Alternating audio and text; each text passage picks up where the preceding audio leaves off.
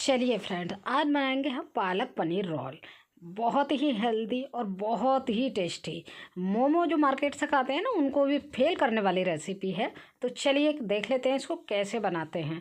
तो सबसे पहले हमने ये पालक लिया है, 150 ग्राम पालक लिया है और पालक को बहुत ही अच्छे से इसको धुल लिया है। धुलेंगे कम से कम 2-3 बार पानी में डाल के धुलेंगे तो इसकी गंदगी सारी निकल जाएगी। अब क्या करेंगे, अब इस पालक को ना एक मिक्सी के जार में हम डाल देंगे। मिक्सी के जार में सारा पालक एक ही बार में डाल देंगे। और पालक डालने के बाद ना हम 2-3 चीज़ें इसमें यूज करेंगे जो हमारे फ्लेवर को और भी अच्छा बनाएगा। बहुत सिंपल चीज़ों से बना रही हूँ मैं, बिल्कुल ही आसान तरीके से और बिल्कुल सिंपल चीज़ों से। अब पालक हमने डाल दिया है। अब इसमें हम डाल देंगे 4-5 लहसुन की कलियाँ। लहसुन की कलियां डालने के बाद हम 2 से 3 हरी मिर्च डाल देंगे। हरी मिर्च आप अपने टेस्ट के अकॉर्डिंग डालिएगा, जैसे स्पाइसी खाते हैं। अब यहाँ पे डाल देंगे हम नमक। नमक भी टेस्ट के अकॉर्डिंग डालिएगा। तो मैं पिंक वाले नमक का यूज कर रही हूँ, लाहौरी नमक जो होता है। तो यहाँ थोड़ा सा क्वांटिटी में ज़्यादा जाता है, ये आप अपने नमक के अनुसार देख लीजिएगा। और मैंने फ्लेवर के लिए डाल दिया है यहाँ पे हींग। अब इसमें बिना पानी के, कोई भी पानी का यूज नहीं करेंगे, हम यहाँ पे एक पेस्ट बना के तैयार कर लेते हैं।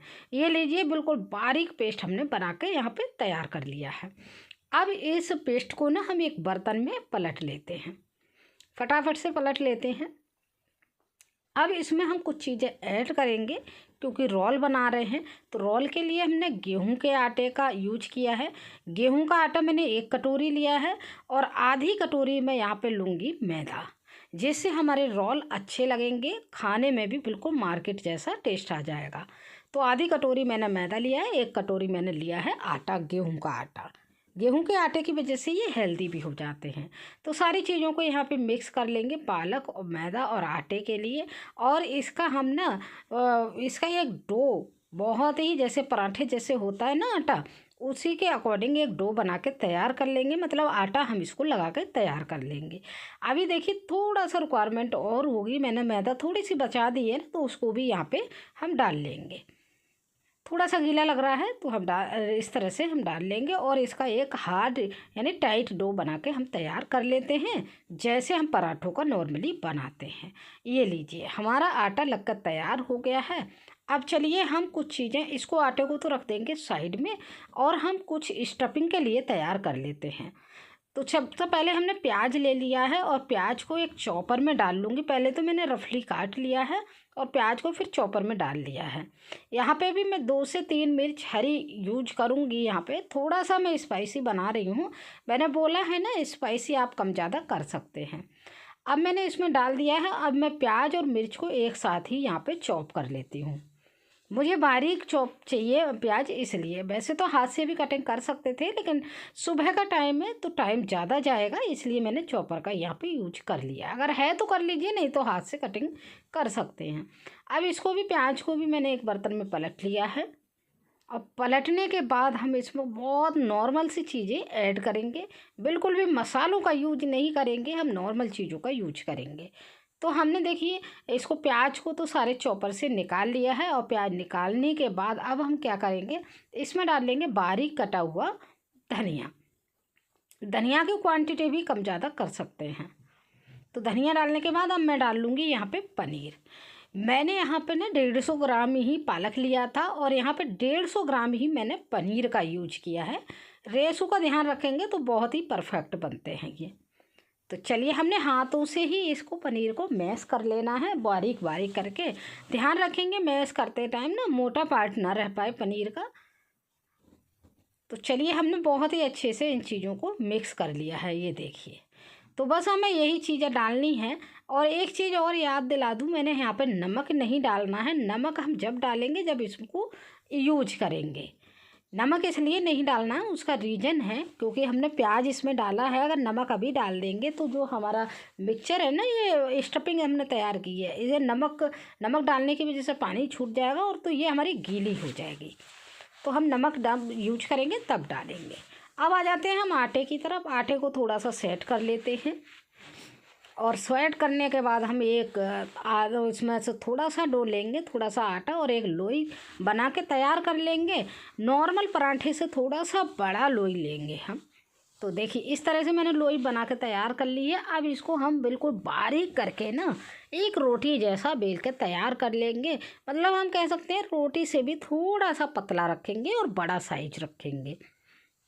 तो फटाफट से हम बेल लेंगे। थिकनेस दिखा दूंगी आपको कितनी रखनी है, तो आप साइज देख लीजिए और थिकनेस मैं अभी फाइनली बेल कर दिखाती हूँ। देखिए इस तरह से हमें रोटी बेल कर तैयार करनी है। फाइनली ये रोटी हमारी बेल कर तैयार हो गई है। ये देख लीजिए कितनी पतली बेल कर तैयार हुई है। नॉर्मल रोटी से ज़्यादा पतली हमने बेल ली है।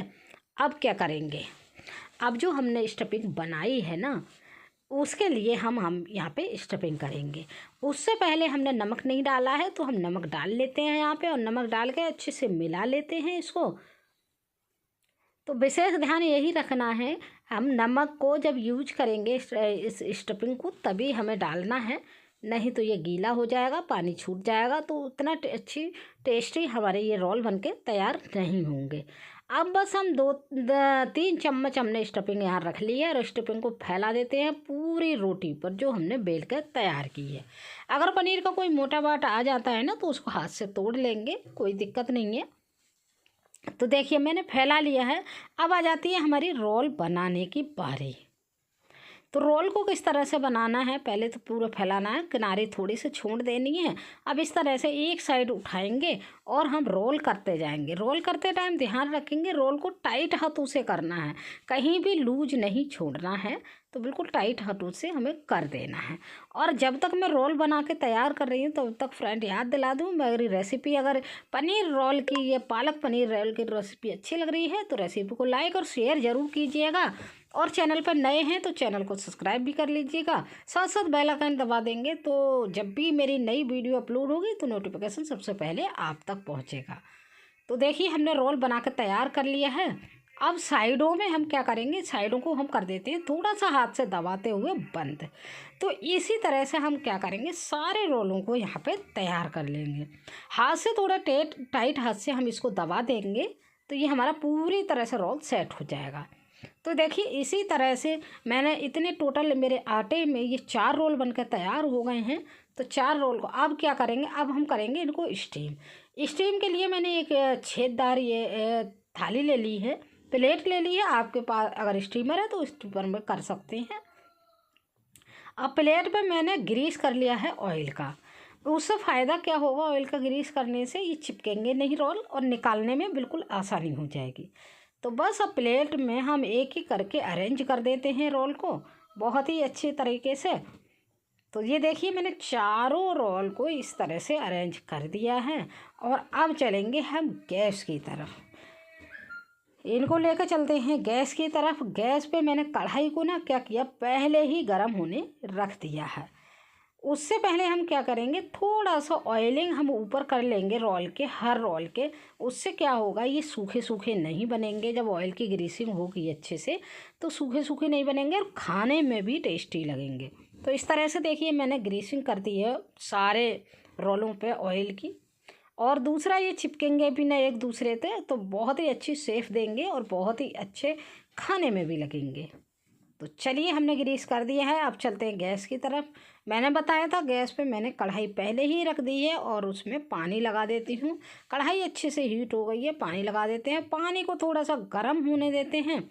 जब पानी हल्का गर्म हो जाएगा तो बस प्लेट को रख देंगे इसके ऊपर और इसके ऊपर रखने के बाद हम इसको ढक देंगे। और हम यहाँ लगभग 25 मिनट के बाद चेक करेंगे तो देखेंगे हमारे रोल एकदम तैयार हो चुके होंगे। तो ये देखिए 25 मिनट हो गए हैं, मैं हटा देती हूँ इसको। और ये देखिए कलर भी चेंज हो गया है, देखने से ही पता लग रही है ये पक चुके हैं हमारे अच्छे से रोल।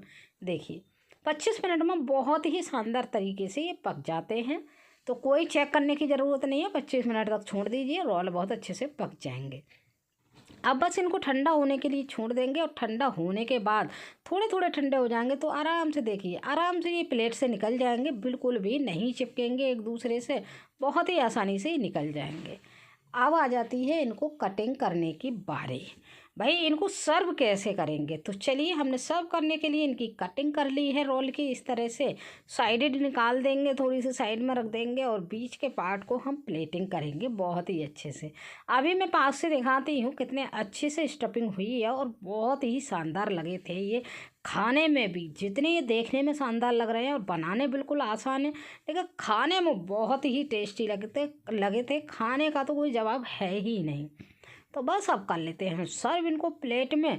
किसके साथ खाएंगे वो देख लेते हैं। तो हमने तो भाई सॉस के साथ इसको टमाटो केचप के साथ सर्व किया है। आप देख लीजिए कितने शानदार लग रहे हैं। तो मैंने तो केचप के साथ सर्व किया है। आप इसके लिए स्पाइसी चटनी भी बना सकते हैं। अगर स्पाइसी खाना चाहते हैं तो मोमो वाली चटनी बनाइएगा, बहुत टेस्टी लगेंगे। तो फिर से मिलेंगे ऐसी ही एक नई वीडियो के साथ। तब तक के लिए थैंक यू। एंजॉय।